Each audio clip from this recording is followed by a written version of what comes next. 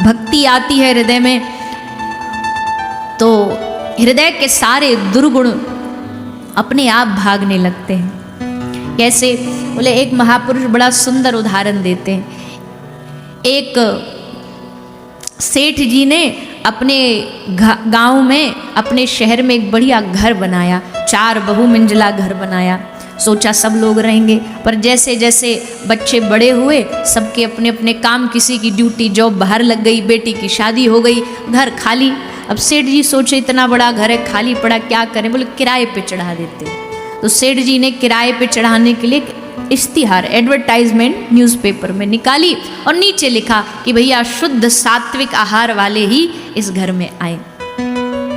तो 4-5 कुछ कॉलेज के बच्चे आ गए, बोले सेठ जी हमें ये कमरा चाहिए। सेठ जी ने कहा देखो भैया, आहार शुद्ध होना चाहिए, चरित्र शुद्ध होना चाहिए। बोले चिंता ना करो, हम एकदम बढ़िया हैं, आप एकदम अच्छे से रहेंगे। अब कह के वो बच्चे रहने लगे। पर अब जब धीरे धीरे उनका चरित्र देखा तो सेठ जी ने देखा कि ये तो मदिरा भी पीते हैं, शराब पीते हैं, मांसाहार करते हैं, बाहर की स्त्रियों को लाते हैं, पूरे घर का माहौल नरक बना दिया, बर्बाद कर दिया। सेठ जी ने कहा निकलो यहाँ से, हमको नहीं देना तुमको किराए पे घर। अब ये बच्चे थोड़े से युवान तो थे ही, जवान तो थे ही, थोड़े से दबंग जैसे भी थे, गुंडा प्रवृत्ति के भी थे। बोले हम नहीं जाएंगे। सेठ जी ने कहा इस कैसे नहीं जाओगे? बोले देख लो तुम 2 बूढ़े, हम 4 जवान, निकाल के दिखाओ। अब तो महाराज घर में पूरा दावा करके बैठ गए, निकले ही नहीं, निकले ही नहीं। बेचारे सेठ जी बूढ़े बड़े क्या करें। एक दिन मोहल्ले के नुक्कड़ पे सेठ जी चाय पी रहे थे, तभी वहाँ बात चल रही थी, 2-4 आदमी बात कर रहे थे। क्या? बोले शहर में एक नए एसपी साहब आए हैं, पर गवर्नमेंट का जो क्वार्टर है वो थोड़ा मरम्मत के लिए है, तो एसपी साहब को एक किराए का मकान चाहिए। तो सेठ जी ने कान एकदम जैसे सुनी। सेठ जी बोले हमारे पास है, हमारे पास है। बोले किराया कितना लोगे? बोले फ्री में, हमको तो बस इतना चाहिए, एक बार एसपी साहब यहाँ आ जाएं, हमको किराया नहीं चाहिए। तो सब ने कहा ठीक है। एसपी साहब के आने से पहले उनका ऑफिसर सामान ला रहे थे। लड़कों ने पूछा कि भैया कौन आ रहा है यहाँ? बोले शहर के एसपी साहब आ रहे। जैसे सुना लड़कों ने कि एसपी साहब आ रहे हैं, सब अपना सामान समेटे, बैग समेटे और उठ लेकर के वहाँ से भागे कि एसपी आए, पुलिस आए, डंडा मार के भगाए, उससे पहले इज्जत से हम खुद ही चले जाएं। सब चले गए। अब ये कहानी क्या है? सुनो ध्यान से। ये कहानी नहीं है, ये हम सबका जीवन है। कैसे? बोले हमने एक मकान बनाया। मकान क्या? ये शरीर, ये हृदय, ये मन। हृदय भुवन प्रभु तोरा। ये भवन किसका है? ठाकुर जी का घर है। लेकिन हृदय भवन प्रभु तोरा, जहाँ आए वसे बहु चोरा। बनाया था ये मकान की हृदय में ठाकुर जी को विराजेंगे। यहाँ आके कौन रहने लगे? काम, क्रोध, लोभ, मोह, मत्सर, जितने दुर्गुण हैं सब आकर के हृदय में बैठ गए। और ऐसे ही नहीं, पूरी दबंगाई से बैठे, हम नहीं जाएंगे। क्रोध, गुस्सा कह रहा ऐसे कैसे चला जाऊं। अब क्या करें? बोले अब एक ही रास्ता है, कोई बड़ा पहुंचा हुआ आदमी इस हृदय में आए जिसके डर के मारे ये भागे। कोई ऐसा बड़ा पहुंचा हुआ व्यक्ति आए जिससे डरे। तो कौन आएगा इस हृदय में? कहा इस हृदय में भगवान के आने से पहले भक्ति देवी को बुलाओ। जैसे एसपी के आने से पहले ऑफिसर आए ना, उसी को देख के वो भाग गए, वैसे ही भगवान के आने से पहले जब भक्ति देवी इस हृदय में आएंगी तो ये सारे दुर्गुण अपने आप दुम दबा करके भागेंगे, अपने आप भागेंगे। जाने से नहीं जाते, भगाने से नहीं भगते। जब देखेंगे ना अरे इतना बड़ा आदमी आ रहा है, पुलिस को देखते ही चोर दुम दबा के भागता है कि यहाँ से निकल लो भैया। तो भक्ति देवी को देखते ही ये सारे अवगुण हृदय से भागने की चेष्टा करते हैं। पर भक्ति को हृदय में लाना पड़ेगा, तब जाकर के ये हृदय स्वच्छ होगा। नहीं तो भैया इस संसार में दुर्गुणों से पार पाना आसान काम नहीं। ऐसा कोई है यहाँ जिसमें गुस्सा नहीं हो? बोलिए ना, बताइए। इंक्लूडिंग व्यास जी। अपने आप हमको कई बार इंटरव्यू में लोग पूछते हैं गुस्सा आता? मैंने कहा क्यों? हम कोई देवता प्रकट हुए? अब देवी नाम लगाने से कोई देवी थोड़ी बन जाता है। वो तो एक पदवी है, एक पदवी भी नहीं है, एक उच्चारण है। बोले कोई पुरुष होता तो उसको 1008 महाराज बोल देते, अब स्त्री हो तो क्या बोलते। तो हमारे यहाँ गाँव में बच्चियाँ भी होती तो उसको देवी बोल देते, बोल फलानी देवी, गुलाबो देवी। तो अब वो देवी एक सहज में नाम हो गया, पर इसका मतलब ये थोड़ी है कोई देवी देवता का रूप हो गए। संसार में दुर्गुण किसके भीतर नहीं है, सबके भीतर दुर्गुण होते हैं भैया। पर कुछ महापुरुष ऐसे होते हैं जो दुर्गुणों को, अच्छा 2 बात हैं, या तो आप अपना रिमोट कंट्रोल दूसरे के हाथ में दे दो, वो जब चाहे बटन दबाए और तुमसे कहे गुस्सा करो तो हम गुस्सा करने लग जाते हैं, क्रोध करने लग जाते हैं। एक आदमी ऑफिस जा रहा है, पूरे रास्ता गाड़ी में ऑफिस के लिए निकला सुबह सुबह, तो देर हो गई थोड़ा जाने में, ऑफिस टाइम में लेट पहुंचा तो वहीं सामने एकदम आंख निकाला हुआ बॉस खड़ा था। बॉस बोला इतनी लेट आया, खूब सुनाया उसको। अब वहाँ तो सुन लिया क्योंकि बॉस है, कुछ बोल नहीं सकता। बॉस का गुस्सा पूरे दिन दिमाग में घूमता रहा। अब शाम को घर आया, अब वो बॉस वाला गुस्सा कहाँ उतारेगा, बोलिए ना। अनुभवी लोग हैं, सब लोग गृहस्थी वाले हैं। बॉस वाला गुस्सा कहाँ उतारेगा। जैसे ही श्रीमती दरवाजा पे खड़ी होंगी, दरवाजा खोल के कि प्राणनाथ आ रहे हैं, तो जैसे ही प्राणनाथ आएंगे वो दरवाजा खोलेगी, बड़े प्रेम से सोफे पे विराजमान होंगे और फिर वो पूछेगी कि आप चाय लेंगे कि कॉफ़ी लेंगे, जूस लेंगे, क्या लेंगे आप, क्या पिएंगे आप। बोले कुछ नहीं, तेरा खून पीऊँगा। अब वो बेचारी तो कुछ नहीं करी, पर वो जो दिन भर का गुस्सा वहाँ मालिक का, बॉस का घुसा हुआ तो कहाँ उतरेगा। तो धर्म पत्नी पे उतार दिया। अब पत्नी बेचारी अब क्या करे, वो सोचे कि मैंने तो कुछ किया ही नहीं, उसमें भी गुस्सा आ गया कि हम तो कुछ किए नहीं, बिना बातें हम पे ये तो चढ़ बैठे। अब पत्नी अपना गुस्सा कहाँ उतारेगी।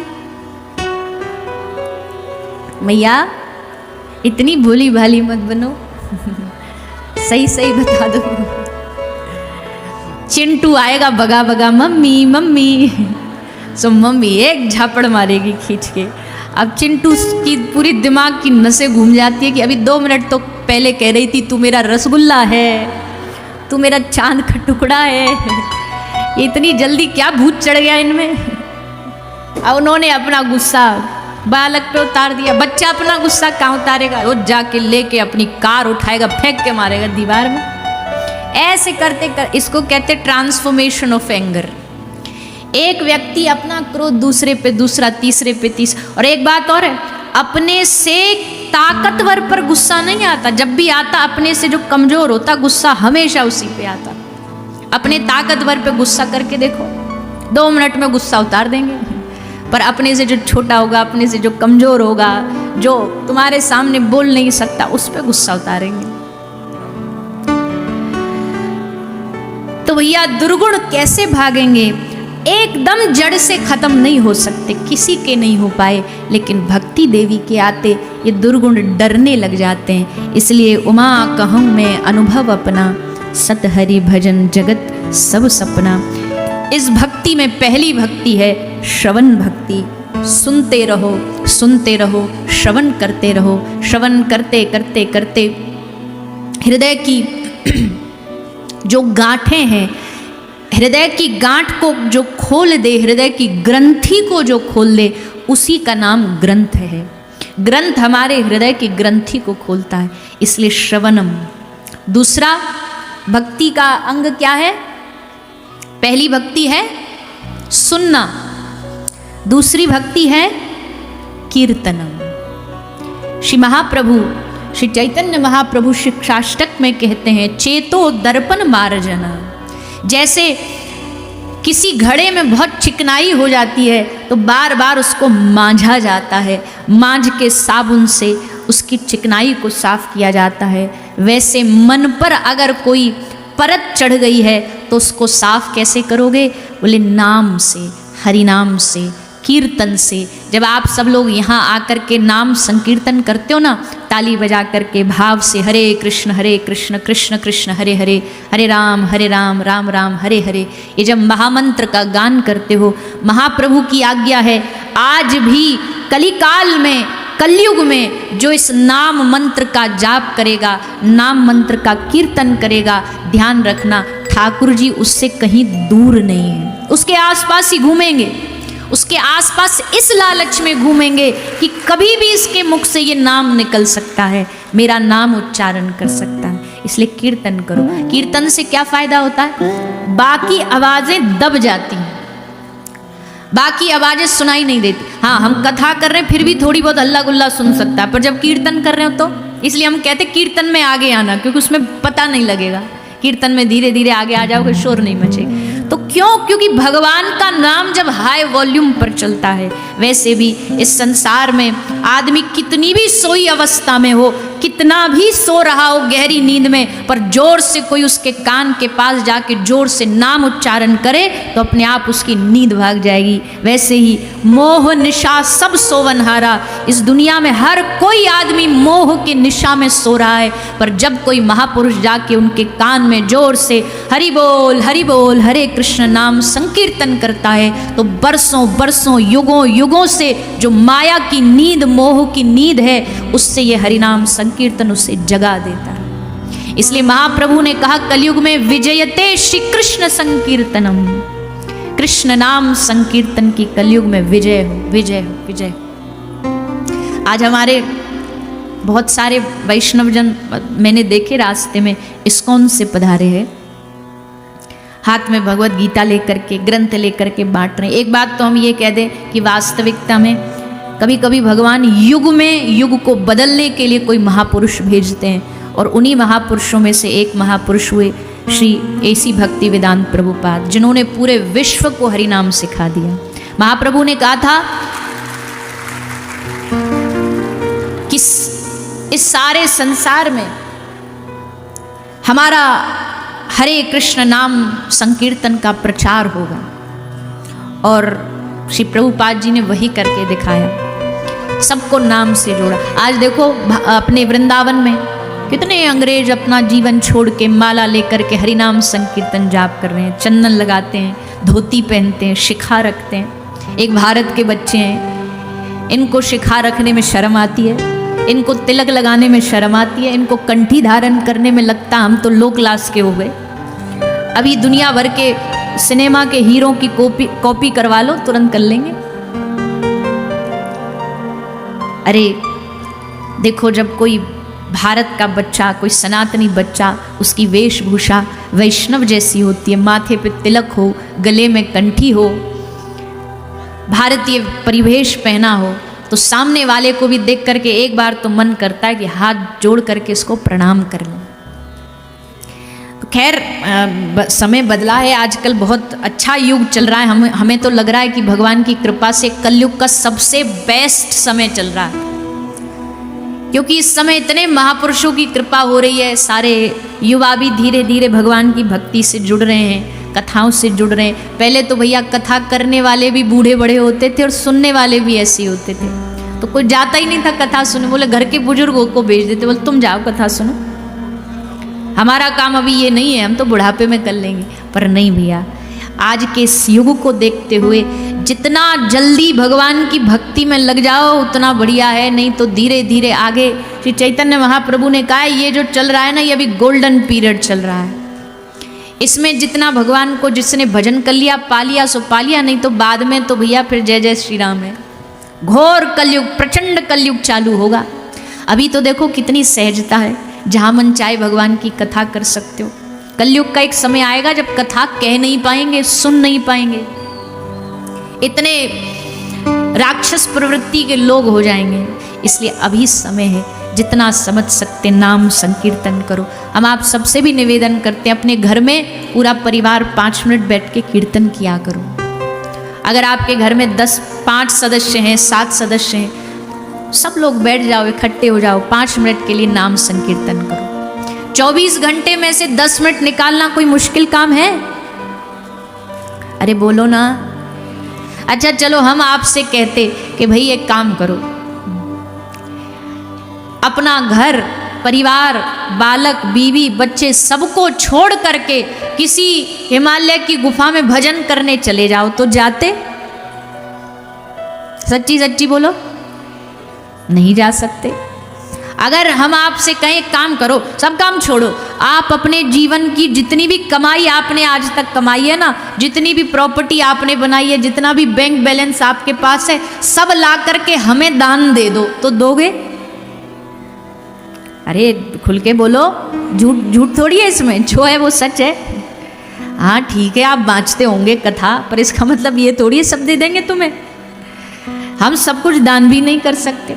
अच्छा चलो ये भी ना कर सको, एक काम करो, रोज सुबह उठ के 2 घंटा सुबह 2 घंटा शाम ध्यान लगाया करो। 1 मिनट भी मन टस से मस नहीं हो जाना चाहिए।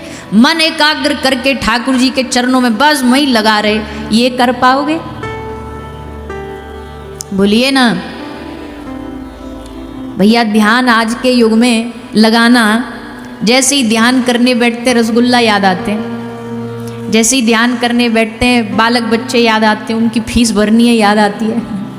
ध्यान अच्छा बैठ भी जाएं, कोशिश भी कर लें, पर मन एकाग्र थोड़ी होगा। लेकिन हम आपसे कहें कि खाइते सोईते यथा तथा नाम लोए, चलते फिरते यहाँ घर से यहाँ तक आए हो, यहाँ से घर जाओगे, गाड़ी चला के आए हो या बस में बैठ के आए हो, या भोजन बना रहे हो, या नौकरी करने जा रहे हो, या स्कूल जा रहे हो, इनके बीच में आप जब याद आ जाए तब हरे कृष्ण कृष्ण कृष्ण हरे हरे, हरे राम राम राम हरे हरे, ये करो। ये कर पाओगे? कर पाओगे कि नहीं? आसान है कि नहीं? करना चाहिए कि नहीं? पर क्या करते हो? याद रहता है कि इस समय भगवान का स्मरण करना है, नाम जपना है। आते जाते इधर उधर की बात तो कर लेंगे, पर नाम स्मरण नहीं करेंगे। भोजन बनाते बनाते मैया आजकल नया सिस्टम चल गया, कान में वो लगा लेंगी, दुनिया भर के आड़े टेढ़े गीत सुनेंगी, गाएंगी भी वही, लेकिन उस समय भगवान का नाम स्मरण नहीं। कितना समय मिलता है हमें नाम जाप करने का, हम फिर भी नहीं करते, और फिर बहाना क्या देते हैं सद्गुरुओं को कि जी समय नहीं है। महापुरुष कहते भैया हमने समय तुमसे मांगा ही नहीं, हमने कहा ही नहीं कि तुम अपना काम छोड़ करके समाधि लगा के बैठो। कलयुग चल रहा है, काम करते रहो, नाम जपते रहो, हर समय कृष्ण का ध्यान धरते रहो, अपने रथ को सुमार्ग लगाते चलो, कृष्ण गोविंद गोपाल गाते चलो। कोई पैसा नहीं लगना, कोई समय नहीं लगना, कोई मेहनत नहीं लगनी, और सब साधनों में मेहनत लगती है, सब साधनों में मेहनत है भैया। तपस्या में बड़ी मेहनत है। देखो जो तप कर रहे हैं, ठंडी के समय में शरीर पर कोई वस्त्र नहीं, तपस्या में लगे हैं। पर हरिनाम में क्या मेहनत है? हरिनाम तो आज के कलयुग के जीवों के लिए सबसे उत्तम साधन है, सबसे आसान साधन है। इसके बाद भी कोई न जपे तो फिर भगवान को क्या मुख दिखाएंगे? भगवान कहेंगे हमने तो देखो पूरा चांस दिया, एक तो तुझे मनुष्य बनाया, वो भी कलयुग में। सतयुग में भगवत प्राप्ति करने के लिए साधु तपस्या करने बैठते थे, चींटियां शरीर में बिल बना लेती थी, तब भी भगवत दर्शन होंगे नहीं होंगे गारंटी नहीं है। और कलयुग में नाम जपते जपते, केवल नाम के प्रभाव से नरसी को 56 बार भगवान ने आके साक्षात दर्शन दिया। कितनी बार? 56 बार। 1-2 बार नहीं आए। गाड़ी चलानी थी तो ड्राइवर बन के आए, भात भरना था तो आ गए, जब बुलाया तब आ गए। जब केदार नरसी ने गाया केदार राग, ठाकुर जी उपस्थित हो गए। जेल में राजा ने डाला, अगर तू सच्चा भक्त है तो गले में तेरा ईश्वर, तेरा परमात्मा माला चढ़ा के जाए तो मैं मानूं कि तू सच्चा भक्त है। तो स्वयं भगवान आए माला पहन। 56 बार कलयुग में दर्शन। मीराबाई को पग पग पे गिरधर लाल के दर्शन होते थे, जब मन चाहे गिरधर लाल को बुलाती और ठाकुर जी उपस्थित हो जाते। एकनाथ जी को कहीं भी भगवान के दर्शन हो जाते। ये कलयुग का नाम का प्रताप है।